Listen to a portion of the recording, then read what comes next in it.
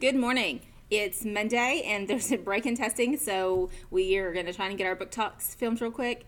I read this, the Turn Me Loose, the Unghosting of Medgar Evers. Medgar Evers was a member of the civil rights movement who was murdered in his own driveway by someone who didn't like that he smiled and used big words and spoke better than this guy. It's poetry, which if you've watched any of my book talks, you now know I love because it's so succinct and to the point. And it's from the perspective of the guy who killed him, Byron Deluc Beckwith, his two wives, and Edgar's wife. So it's haunting. It's sad.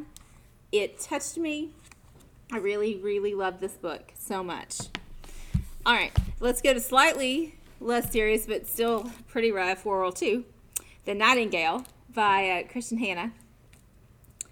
This is a book about female resistance fighters in France. I read several this summer, and it's really a genre that's picking up. I did really like it. It's two sisters, which I really enjoyed too, the fact that there were two of them, and sometimes they weren't always friends, but they were always sisters, and they were always wanting the best for each other. So it begins with a lady and her family, and her husband has to go fight Germany for the French. If you know anything about World War II and what happened in France, you know that France surrendered pretty quickly.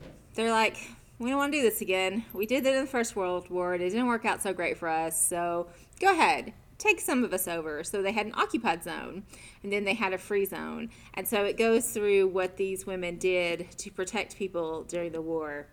It was really good. It also had sort of a flashbacky aspect because one of the women starts the story as like a 95-year-old, and then we go back and talk about what happened. So for something a wee bit lighter, well, it's the Christmas Carol, so it's not a lot lighter, but it's more light. So The Afterlife of Holly Chase by Cynthia Hand is a Scrooge story. We have it in fantasy because there's some, metaphysical, time travel-y, Scroogey ghosty things. So this girl has been chosen as the Scrooge. She's the one who needs to get her life together. She's like 17. She's super young for this.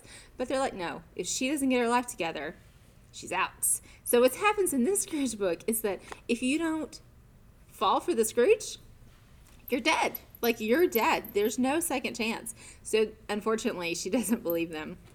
So the whole book mostly is her in her afterlife and the punishment she has for not saying, Merry Christmas one and all and embracing Tiny Tim and all that jazz.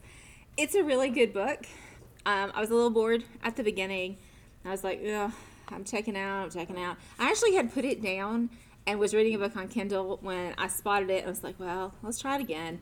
And then things really picked up. So for me, it picked up when a 17-year-old boy was introduced because I enjoyed the romance. I'm a big romance fan, so it made it a little more interesting to me. The Scrooge story itself wasn't enough to keep me in there, but once they introduced the other character, it got really good. So it could also be romance or sci-fi or contemporary because it's set in modern-day New York. This book hits a lot of boxes, and it's a Christmas story, so, I liked it. But it's on the shelf, so if you want to come check it out, let us know. Thanks, guys.